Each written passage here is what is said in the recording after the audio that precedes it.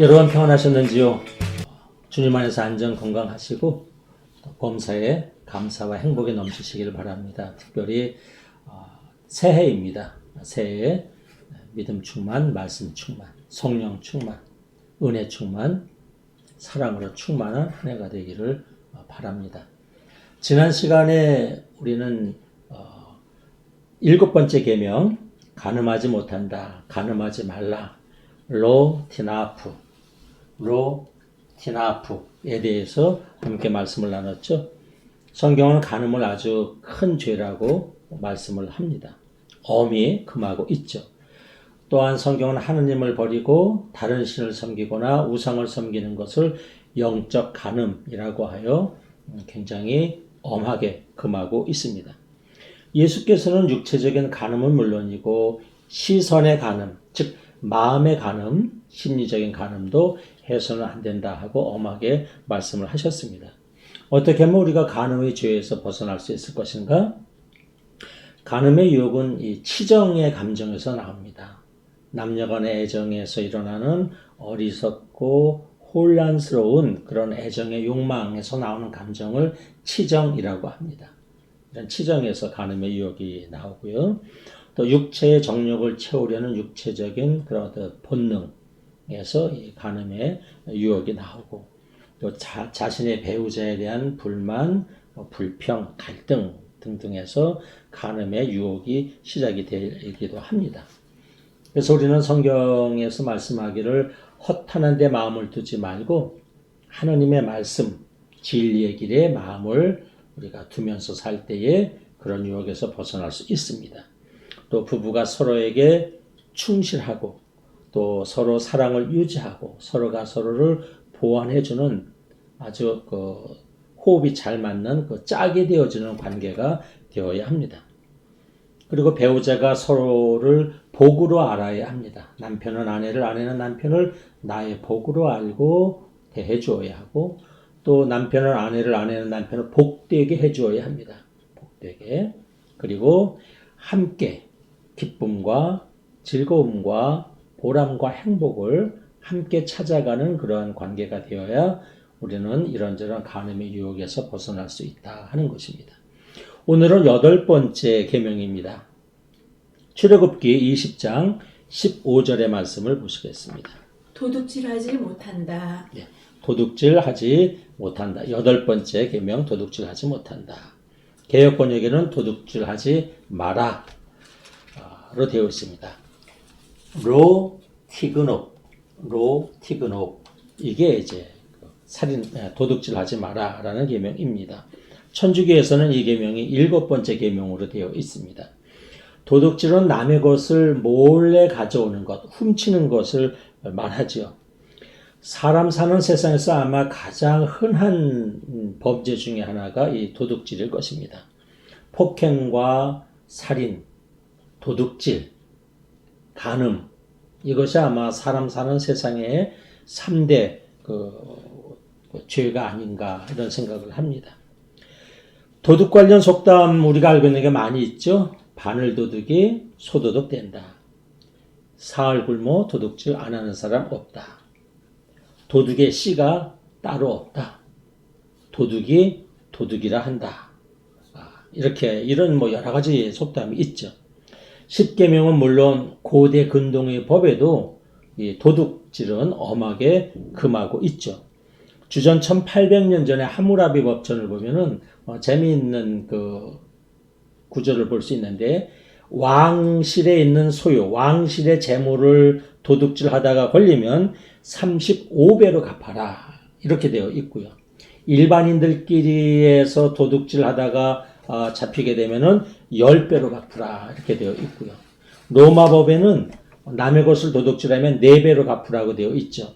그래서 누가복음 19장에 보면 zac개오가 예수님을 만나죠. 그래서 예수님을 만나고 나서 zac개오가 마음에 새로운 변화를 받고 나서 예수님에게 이렇게 말하죠.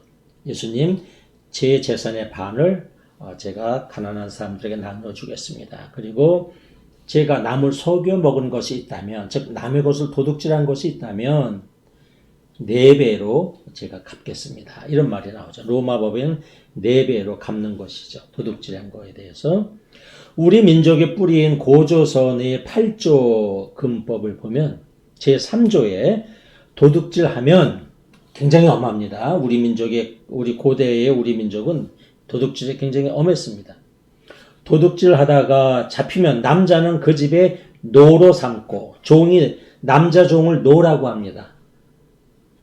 도둑질하다가 잡히면 남자는 노로 삼고 여자는 비로 삼는다. 여자 노예는 비입니다. 합쳐서 노비라고 하는데 남자 종은 노요, 여자 종은 비라고 합니다. 그래서 여자는 도둑질하다 잡히면 그 집의 비로 종으로 삼는다. 굉장히 엄한 그런 법률이죠. 이것이 우리 민족에 내려오는 그런 법률입니다. 성경에도 도둑질에 대한 그 경계 말씀이 많이 나오죠. 우리가 알고 있듯이 여호수아 7장에 보면 하느님께서 이스라엘 백성들에게 이방인들의 것을 너희가 취하지 말라. 너희가 이방인들을 전쟁과의 싸움에서 이길지라도 이방인의 재물을 취하지 말라 그랬는데 아간이라는 이 장수가 전쟁터에 가서 공을 세우고 보니까 탐나는 것들이 많이 있었습니다. 멋있는 가죽옷도 있었고 또 금덩어리도 있었고 또 은화들도 많이 있었습니다. 아간이 욕심이 생겨서 하느님께서 갖지 말라고 한 것들을 몰래 가졌죠.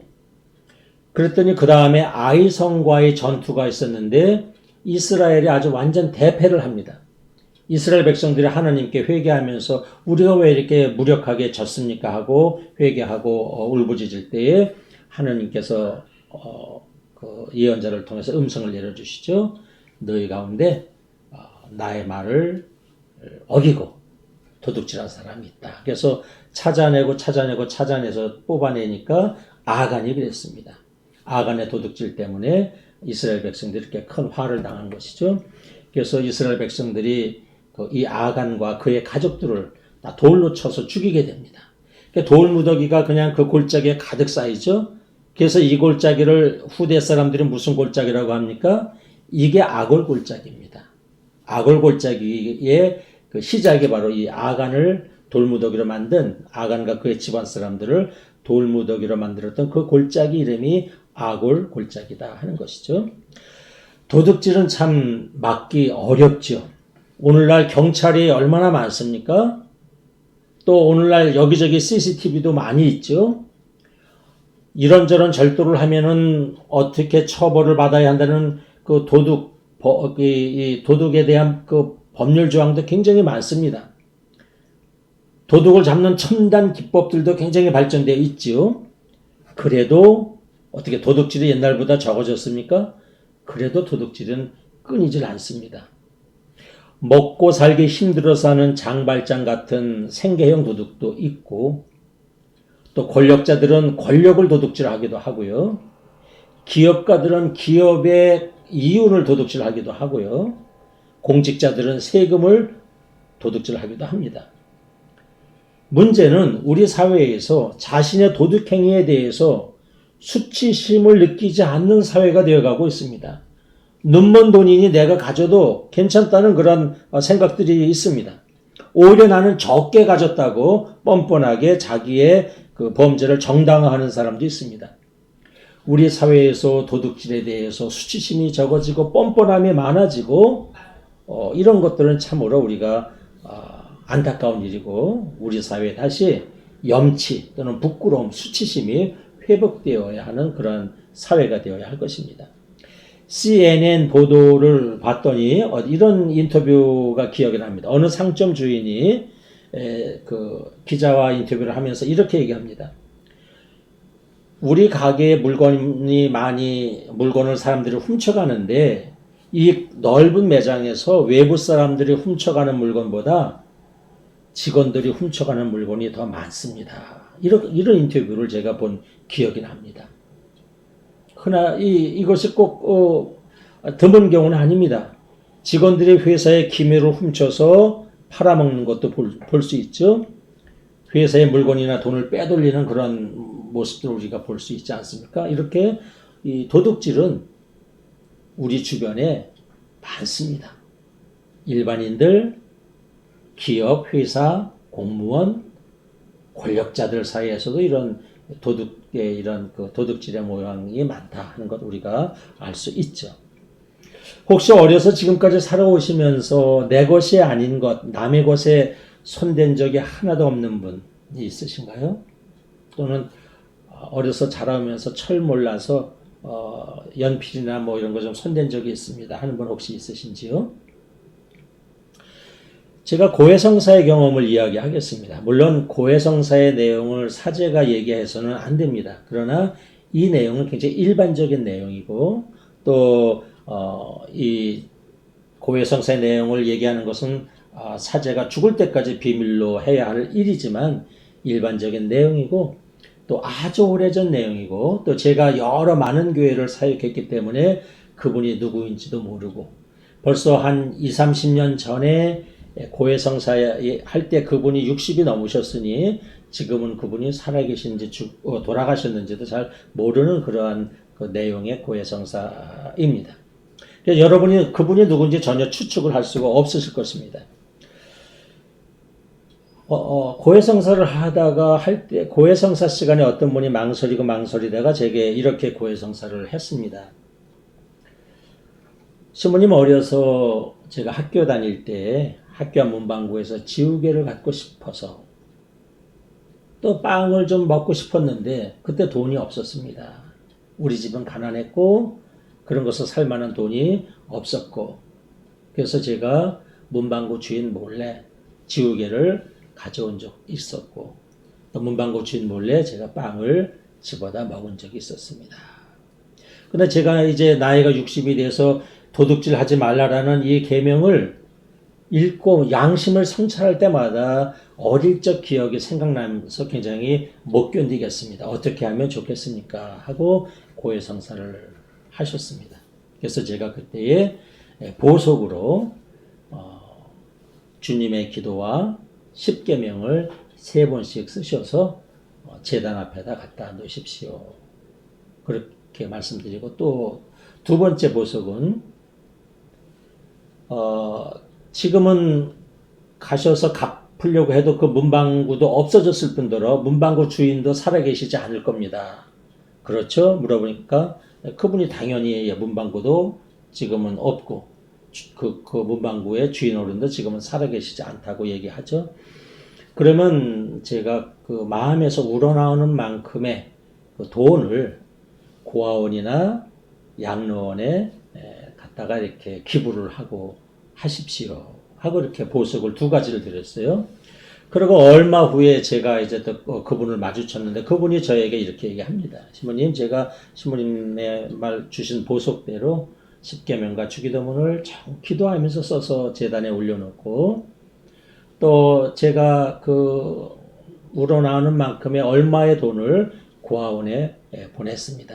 직접 찾아가서 원장님을 뵙고 제가 이렇게 기부를 하고 왔습니다. 그러고 났더니 제 마음에 죄책감이 많이 없어지고 가벼워졌습니다. 하는 그러한 말씀을 제가 들은 기억이 납니다. 자, 이게 이제 오늘 우리가 도둑질 하지 말라는 내용을 함께 우리가 나누고 있는데요.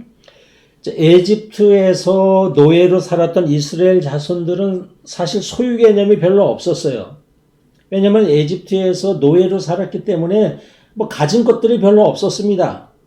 재산이라고는 뭐 별로 없었어요. 그래서 소유 개념이 없었는데 우리가 출애굽기를 읽어보면은 이제 이집트에서 나올 때에 그 애굽 사람들이 은폐물, 금폐물을 막 이스라엘 사람들에게 주죠. 종들에게 주기도 하고 또 집에 가서 막 가져온 것들도 있는 것 같습니다. 그래서 출애굽을 할 때에 나온 이스라엘 백성들이 제법 은폐물, 금폐물도 있었고 소유물들도 있었고 옷들도 있었습니다. 소떼, 양떼도 많이 데리고 나왔죠.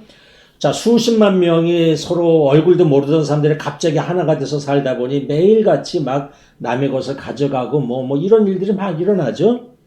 그래서 우리 출애굽기를 보면 모세가 하루 종일 백성들 앞에 가서 재판을 해주었다는 내용 우리가 있지 않습니까?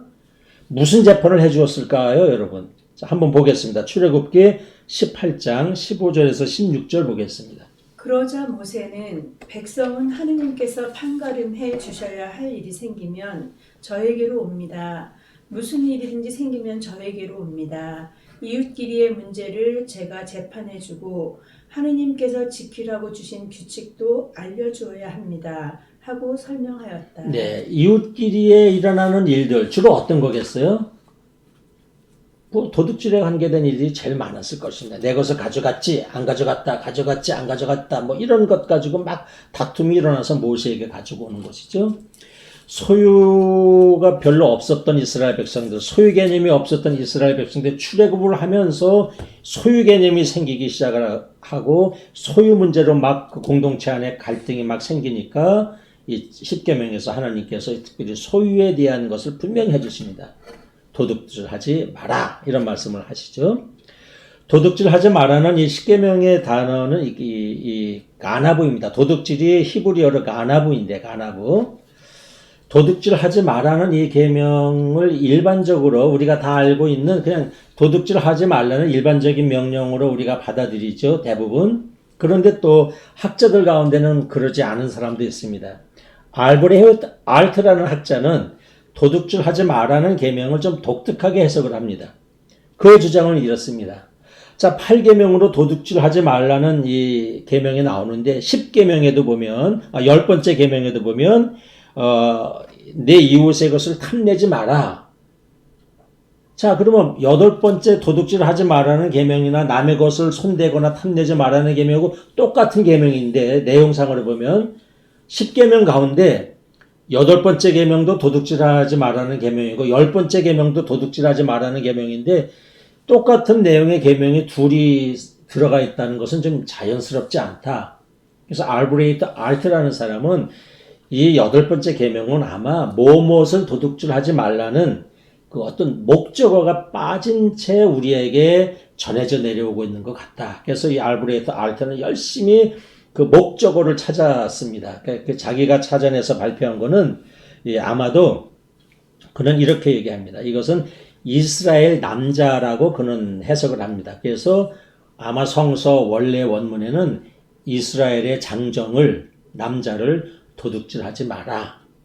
그래서 인신매매로 팔아넘기는 거 그런 거 하지 마라는 뜻일 것이다 라고 알트는 주장을 합니다. 근데 그의 주장에 동의하는 학자들도 꽤 많습니다. 그래서 여러분들은 도둑질하지 말라는 일반적인 계명으로도 받아들이고 또 이것이 무엇을 납치하다 사람을 납치해서 인신매매해서 어린 애들을 유괴해서 팔아넘기고 그래서 그의 자유를 구속하는 그런 행위를 하지 말라는 그런 해석으로 납치의 뜻으로 해석을 하는 학자도 있다라고 알아두시면 될 것 같습니다. 자, 왜 도둑질을 하면 안 될까?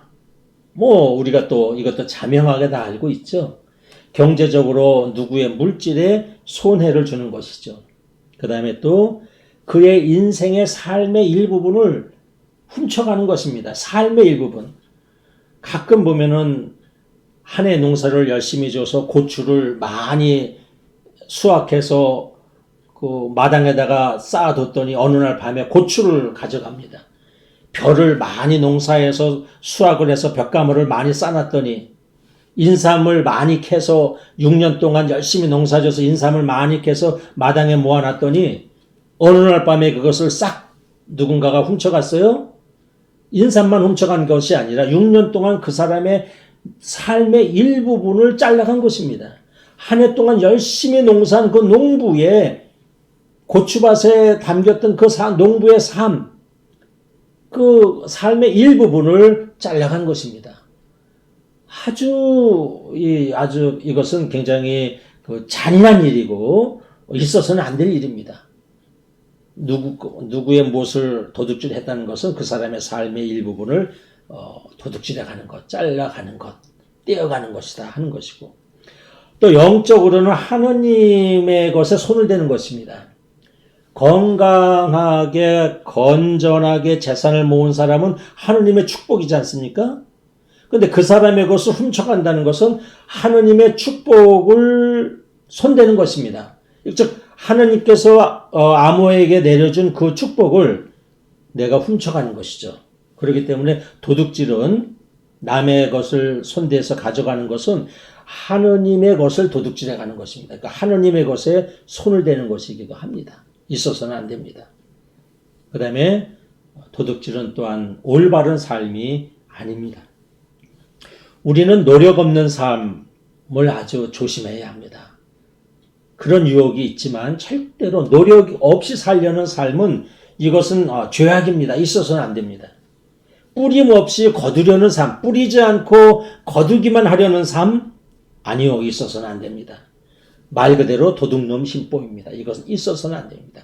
뿌리지 않고 거두려 하거나 노력 없이 뭘 이루려는 이런 삶이 이게 도둑놈 심보고 이런 것은 있어서는 안 된다 하는 것이죠. 그렇기 때문에 우리는 절대로 도둑질을 해서는 안 됩니다. 그러나 우리 주변에 보면 오늘날 도둑질에 해당되는 것들이 참 많습니다.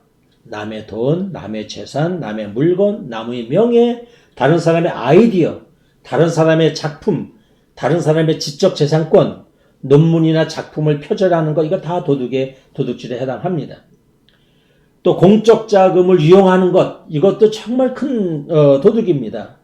기업주가 근로자들에게 가야 할 임금을 착취해가는 것, 이것도 도둑입니다. 도량형이나 저울이나 뭐 이런 것들을 속여서 남에게 정당하게 가야 할 것을 자기가 가로채는 것, 이것도 도둑질입니다. 상품에 과대 광고, 있지도 않은 것을 있다고 집어넣어서 사람들로 하여금 물건을 사게 하는 것, 이런 것도 도둑질이요. 뇌물을 주고 주는 것, 누구에게 뇌물을 주거나 이렇게 해서 공정의 룰을 깨뜨리고 또 어떤 공정한 기회를 박탈하게 하는 것, 이것도 도둑질입니다. 뇌물이 왜 나쁜가? 뇌물은 공정한 기회를 박탈하게 하는 것입니다. 차별로 이어가게 하는 것이죠. 특혜로 이어가게 하는 것이죠. 그래서 뇌물은 도둑질로 이어지는 그런 것이죠. 또 미래를 도둑질하는 것도 있죠. 바로 우리 모두가 지금 그렇습니다. 우리가 물을 오염시켜 놓고 지구의 모든 자원을 우리가 다 파헤쳐서 낭비를 해 놓으면 30년 뒤에, 50년 뒤에, 100년 뒤에 이 지구에서 살아야 할 우리의 후손들에게는 무엇이 남겠습니까? 우리는 그 후손들의 미래를, 후손들이 마셔야 할 맑은 물을, 후손들이 숨 쉬어야 할 맑은 공기를, 후손들이 사용해야 할 지하 자원을 우리는 마구 낭비를 시켜버리는 것이죠. 이것도 넓은 의미의 도둑질입니다. 있어서는 안 될 것입니다. 그리고 끝으로 하느님의 것에 손을 대는 것 있죠. 특별히 우리 크리스천들에게는, 하느님의 백성들에게는 하느님의 것을 우리가 함부로 내 것으로 사용해서는 안 됩니다. 하느님의 것은 하느님이 쓰시게 해야 합니다. 불용입니다. 내가 하느님의 것을 써서는 안 됩니다. 말라기 3장 8절에서 9절에 이런 말씀이 나오죠. 개역번역을 읽겠습니다. 사람이 어찌 하느님의 것을 도둑질하겠느냐? 그러나 너희는 나의 것을 도둑질하고도 말하기를 우리가 어떻게 주님의 것을 도둑질하였나이까 하는도다. 이는 곧 11조와 봉헌물이라. 너희는 곧 온 나라가 나의 것을 도둑질하였으므로 너희가 저주를 받을 것이다. 성경 말라기서는 하느님의 예물 11조를 손대는 것도 도둑질이라고 아주 엄히 금하고 있죠. 그러므로 우리는 하느님의 시간, 하느님의 것에 손을 대서는 안 된다 하는 것이죠. 자, 어떻게 하면 우리가 이 도둑질의 유혹에서 우리가 벗어날 수 있을까? 예수께서는 우리에게 늘 나의 마음의 안, 내면을 늘 살펴보라고 말씀하십니다. 그래서 마르코복음 7장 21절에서 23절을 보겠습니다. 안에서 나오는 것은 곧 마음에서 나오는 것인데 음행, 도둑질, 살인, 간음, 탐욕, 악의, 사기, 방탕, 시기, 중상, 교만, 어리석음 같은 여러 가지 악한 생각들이다. 이런 악한 것들은 모두 안에서 나와 사람을 더럽힌다. 예, 우리를 도둑질로 몰고 가는 것, 우리를 더럽히는 것들이 다 우리 마음 안에서 나온다고 합니다. 살인의 감정, 도둑질하려는 마음, 교만, 음탕, 이런 것들은 다 우리 마음 안에서 나오기 때문에 늘 우리는 내면, 우리 마음 안을 늘 살펴야 합니다. 그래서 첫째로 마음의 탐심, 충동적인 소유욕을 내려놓아야 합니다. 야고보서 1장 15절에 보면 우리가 잘 아는 내용이죠. 욕심이 잉태하면 죄를 낳고 죄가 자라면 죽음을 가져옵니다. 즉 욕심, 탐욕, 소유욕이 강하면 우리 마음 안에서 그것을 절제하지 못하면, 자제하지 못하면 우리는 남의 물건에 손을 댑니다. 남의 옷에, 남의 신발에, 남의 시계에, 남의 자동차에 이런 것들에 우리가 손을 대게 됩니다. 그러므로 우리는 이런 마음 안에서 일어나는 이런 탐욕, 이런 소유욕, 이런 것들을 우리는 조심해야 합니다. 여러분, 우리가 알고 있는 단어 도벽이라는 말이 있죠. 도벽. 심리학자들이나 의사들의 말을 빌리면 심리적으로 또는 어떤 생리적인 원인에 의해서 우리에게 도벽이 생긴다고 합니다. 그래서 이 도벽이 있는 사람은 어떤 남의 물것을 훔치는 데서 기쁨과 어떤 스릴, 어떤 그 기쁨, 이런 것들을 맛본다고 합니다. 그래서 그 도벽을 멈출 수가 없어요. 이런 것들도 다 따지고 보면 마음속에서 일어나오는 다른 것에 대한, 남의 것에 대한 탐욕, 지나친 소유욕, 이런 것들로 인한 그런 것들이 원인이 되는 것이 있죠. 또 우리가 보면 아동기에 이 도벽의 습관이 잠깐 있다고 합니다. 우리가 어려서부터 이렇게 자라면서 이 아동기 때 남의 물건에 손을 대는 시기가 잠깐 있다고 합니다. 왜냐하면 우리 아동기에는 소유의식이 없습니다. 그렇죠? 내 것에 대한 구분이 없죠? 또 호기심도 있습니다. 그래서 4, 5살, 6, 7살 정도 되면 이 가게 같은 데서 가다가 그 초콜릿이나 이것을 그냥 이렇게 잡아서 주머니에 넣는 어린이들이 있습니다. 또 문방구에서 그러기도 하고요. 또 집에서도 그러기도 하고 아동기에 약간의 이런 그런 시기를 지나는 경우가 있는데 이때의 부모님의 반응이 아주 중요하다고 합니다. 이것을 본 부모는 반드시 이것은 잘못된 것이라고 그 아이에게 알려주고 반드시 그 아이의 보는 앞에서 돌려주어야 한다고 합니다. 그래야 그 어린애에게서 이것은 남의 물건의 것을 내가 가져서는 안 되는 것이구나 하는 것을 그 어린 시절부터 마음에 심어준다고 합니다.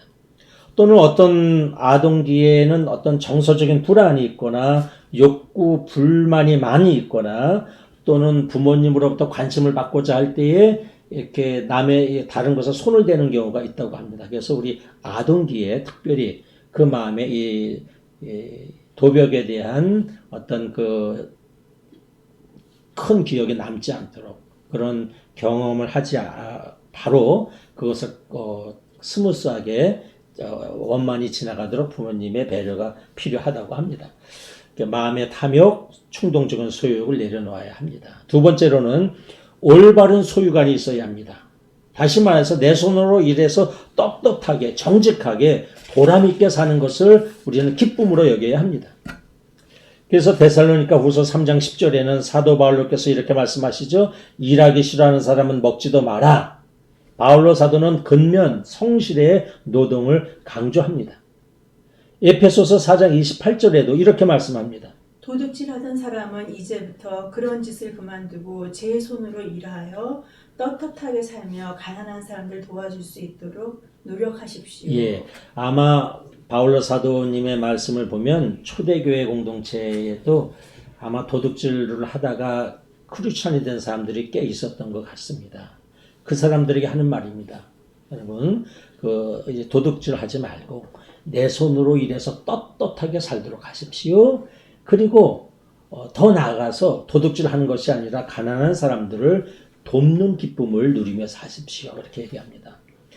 여러분, 우리는 소유관이 아주 건강하고 건전해야 합니다. 내 손으로 일해서 떳떳하게 벌어서 먹고 사는 것, 그리고 남을 도와주는 것, 이것이 우리의 물질관, 소유관이 되어야 한다는 것이죠. 세 번째로 다른 사람의 재산권, 다른 사람의 삶을 존중해 주어야 하고 공공성을 우리는 잘 지켜내 주어야 합니다. 공익, 공공성, 이것을 소중히 여겨야 합니다. 하느님의 것, 모두의 것, 후손들의 것, 이런 것들을 우리가 구분해서 잘 지켜주어야 합니다. 예로부터 바늘도둑이 소도둑 된다는 말이 있죠. 다른 사람의 것이라면, 내 것이 아니라면 바늘 하나라도 소중히 여겨야 합니다. 그런데 우리 사회를 보면 눈먼 돈이라고, 또는 어떤 공공시설물 같은 게 빨리 망가지거나 이런 걸 볼 수 있는데, 아니요, 그렇지 않습니다. 내 것이 아니고 공공의 것일수록 우리는 더 소중히 여겨야 합니다.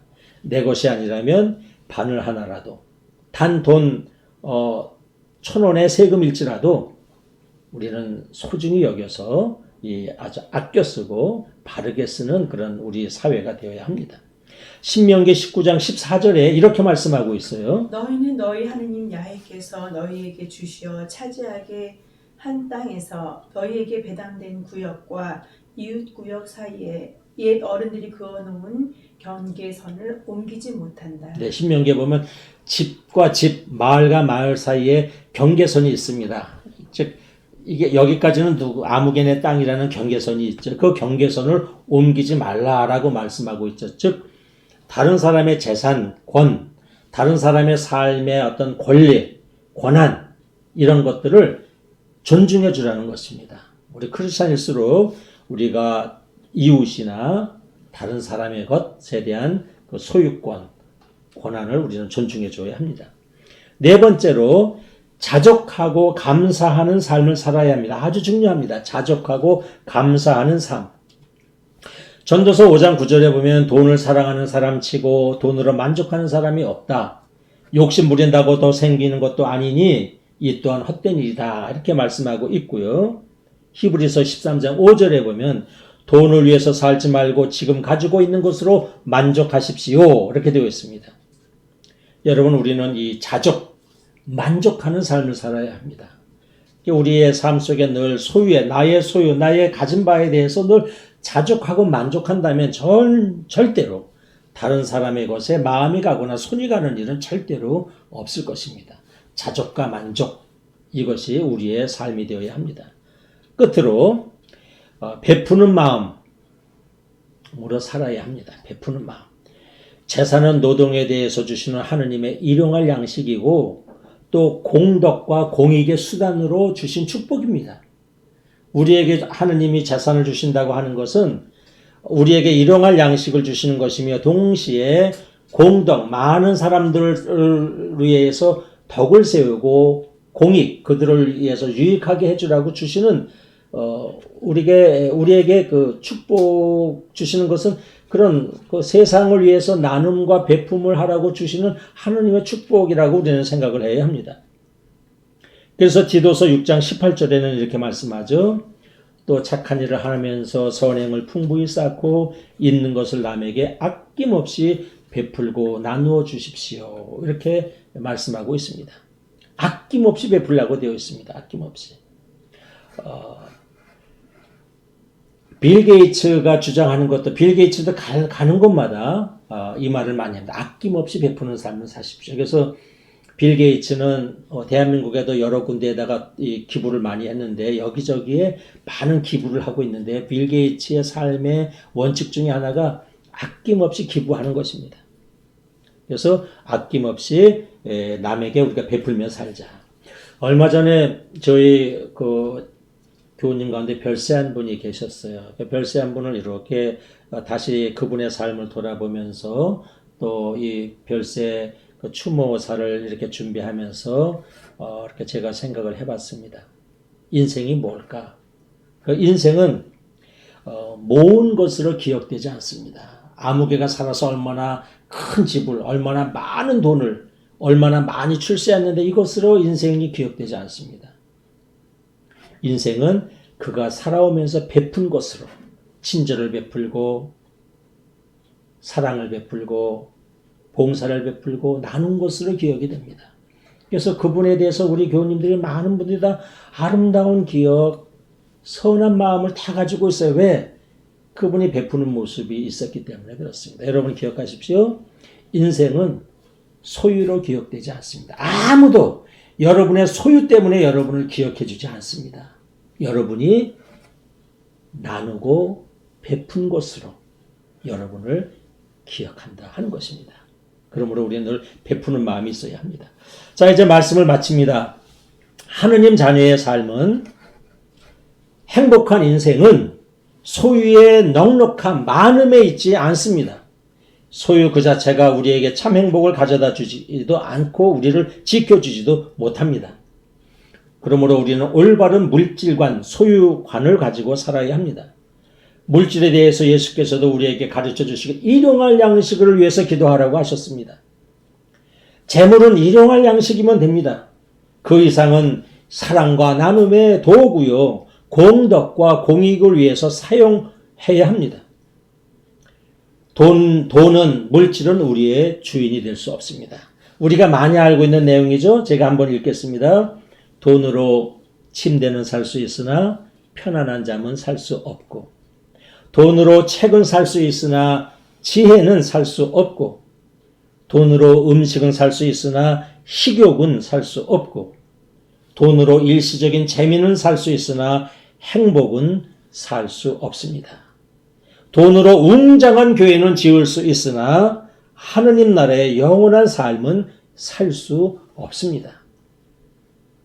여러분, 내가 주인이 돼서 행복한 삶과 선하고 아름다운 세상을 위해서 돈을, 물질을 부려야 합니다. 돈을 따라다니는 것이 아니라 물질을 내가 부려야 합니다. 나의 마음을 살펴 탐심을 경계하고 다른 사람의 물질에 마음을 두지 말아야 합니다. 자족하는 마음, 만족하는 마음, 감사하는 마음으로 살아야 하며 내 것으로 남에게 베푸는 나눔의 삶을 살아야 합니다. 그때 우리는 8번째 계명을 완성하는 사람이 될 것입니다. 오늘은 여기까지 하겠습니다. 여러분 감사합니다.